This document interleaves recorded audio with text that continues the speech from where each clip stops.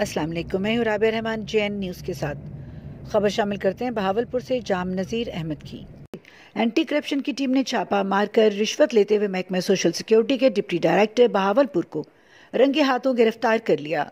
मौके पर रिश्वत ली गई रकम बरामद। ड्यूटी मजिस्ट्रेट ने जरूरी कार्रवाई के बाद मुलजमान को एंटी करप्शन के हवाले कर दिया और तफसील के मुताबिक पुल देवान पर कायम कलीम ऑयल ट्रेडर के मालिक चौधरी कलीम सोहेल से सोशल सिक्योरिटी के असिस्टेंट डायरेक्टर ख्वाजा नसीम और डिप्टी डायरेक्टर मोहम्मद यासिर पाशा ने मुलाजमीन की रजिस्ट्रेशन के नाम पर 50,000 रुपये रिश्वत तलब की।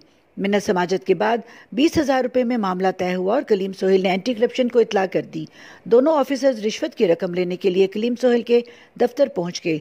रिश्वत की रकम वसूल करते हुए जुडिशनल मजिस्ट्रेट नैयर मुस्तफ़ा की निगरानी में circle officer anti corruption Mohammad Sadiq ने assistant director Khwaja Naseem, deputy director Mohammad Yasir Pasha को रंगे हाथों गिरफ्तार करके उनकी जेबों से रिश्वत के पैसे भी बरामद कर लिए।